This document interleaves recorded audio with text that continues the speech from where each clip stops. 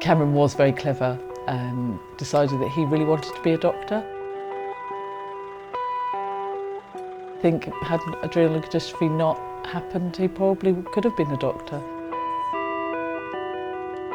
He certainly had the compassion and he was the caring one, always looking after everyone, but an awful lot of fun.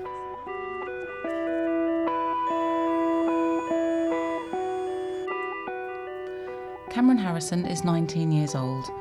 He has spent most of his short life living with the effects of adrenonucleodystrophy, or ALD, a rare and little-known genetic illness that almost always affects males.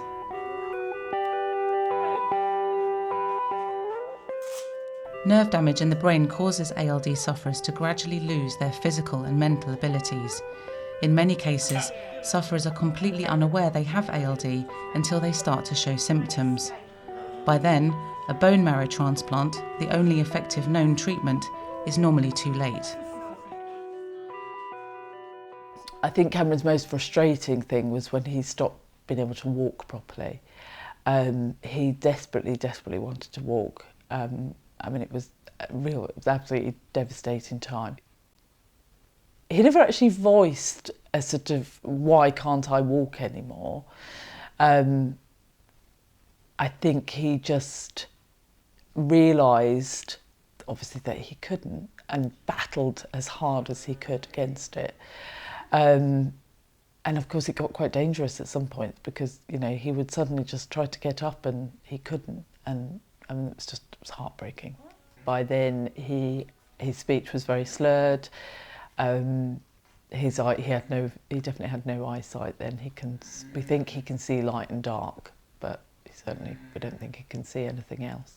Hence why we bought him the lights for Christmas. Hearing comes and goes. Obviously the spasticity, so the sort of muscle contractions, they get worse as you go along and they continue to get worse. Doctors confirmed that Cameron had ALD after Alexander, his identical twin, was diagnosed in 2002. Alexander died 2 years later, aged 8. Just after the twins were diagnosed, Glenn was born.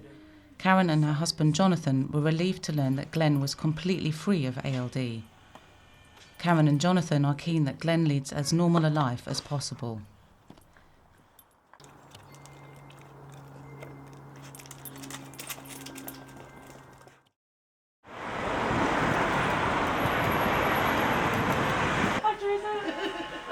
Working for ALD Life really has absolutely changed my life. It's given my confidence back, made me feel like I've got kind of a real purpose to my life, kind of, you know, as well as looking after the children, which obviously is very, you know, is absolutely my priority. You know, ALD Life is a very big part of my life as well. If I hadn't found ALD Life, I think that I would have felt very, very isolated, very lonely. I think I would have been really struggling with dealing with everyday kind of stuff. ALD Life campaigns to raise awareness of the illness. It raises funds from its 5 charity shops in South London. CEO Sarah Hunt started the charity in honour of her first son Alex, who died from ALD in 2012. Her second son was also diagnosed. That's Alex, and this is Aidan when he was a baby. Aidan had a bone marrow transplant because we knew about his condition before we saw any symptoms, and he had that at 8 and he's now 16 and doing GCSEs, and you would not know there was anything wrong with him. So it's a very treatable condition, but you've got to know that you have the gene, otherwise there is no hope, unfortunately. It's very humbling when you actually come into contact with a rare disease, and not just ALD but any rare disease, just to realise that doctors cannot click their fingers and they cannot fix everything and they cannot know about absolutely everything. So I think a lot more needs to be done for rare disease, and I think a lot is trying to be done for rare disease, but I think the NHS on the whole do a really good job and they have some wonderful people working for them. ALD Life works with hospitals across the UK. the charity has submitted a proposal to the National Screening Committee, or NSC, to get newborn babies tested for the disease. The diagnosis is made on the basis of a blood test that can be obtained if we think the child has symptoms or if the family is affected. In some parts of the world, this might be included in screening programs that are undertaken even in newborn children.